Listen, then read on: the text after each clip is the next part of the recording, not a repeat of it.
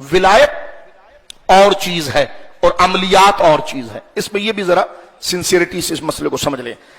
اللہ کا محبوب ہو جانا اور چیز ہے، تعویذ دینا اور چیز ہے، دم کرنا اور چیز، یہ دونوں الگ الگ چیز ہے. ہاں یہ ضرور ہے کہ جو اللہ کے محبوب ہو جاتے ہیں خدا ان کی زبان میں یہ تاثیر دیتا ہے کہ وہ کوئی بھی کلمات پڑھتے ہیں تو بندوں کو شفا مل جاتی ہے.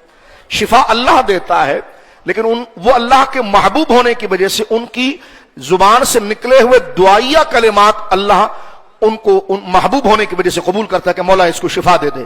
تو شفا تو اللہ دے رہا ہے، لیکن وہ شریعت کا پابند ہو کر اللہ کا محبوب ہو کر تو اللہ فرماتا ہے جس حدیث میں وَلَئِن سَأَلَنِي لَأُوتِيَنَّهُ، وہ مجھ سے جو مانگتا ہے میں عطا کرتا ہوں.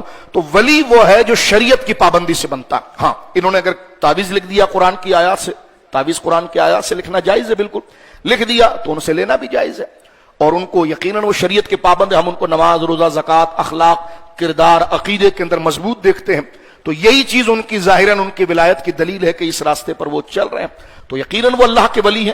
لیکن ہمارا تھوڑا سا ہم ٹریک سے ہٹ جاتے ہیں، ہماری ذاتیات اور ہماری ہوس اور اپنا دنیا کا ہمارا کام اتنا بڑھ جاتا ہے کہ اگر کسی مثلا ہمارا کوئی کام رک گیا یا کوئی مریض پریشان ہو گیا، ہم اس کے پاس گئے اور اس نے کوئی دھاگا، کوئی تعویذ یا کوئی دم کر کے دیا، مریض ٹھیک ہو گیا، تو ہم فوراً اس سے ایسے پیار کرنے لگ جاتے ہیں جیسے یہ اللہ والا ہو گیا. پیار کرنا چاہیے، لیکن پہلے دیکھا جائے کیا اس میں شریعت اور عقیدے کی، اسلام کی پابندی ہے کہ نہیں. اس لیے کہ اللہ کے محبوب ہونے کے لیے دھاگے کی ضرورت نہیں، اللہ کے محبوب ہونے کے لیے حضور کے راستے پر چلنا ضروری ہے. لہذا ہمارے معاشرے میں جو فساد آیا، اس لیے جو عامل تھے، تو میں بات نہیں کرنا چاہتا لیکن سمجھانے کے لیے، کسی کا بخار اتار دینا، کسی کا پیلیا اتار دینا، کسی کا جن اتار دینا، یہ تو خبیث کلمات سے ہندو بھی کر جاتا ہے. تو یہ کام سے کوئی ولی نہیں بنتا. قرآن نے ایک ذریعہ بنایا ولی کا، فَاتَّبِعُونِی، وہ رسول اللہ کے راستے پر چلنا ہے.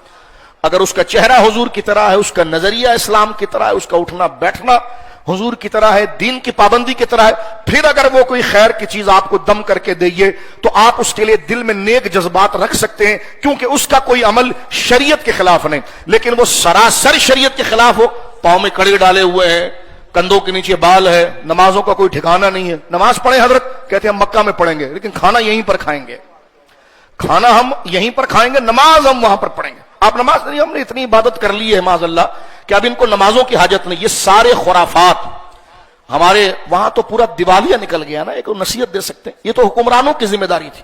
روڈوں کے اوپر جناب فلانا بابا، اس کا نام، جگہ ان کی چوکنگیں ہیں جناب، لوگوں کی عقیدے کی خرابی. میں کہتا ہوں ریاست کیا چنے بیچتی ہے؟ ریاست کی ذمہ داری ہے کہ لوگوں کے عقیدے، ان کے امن کو محفوظ کریں.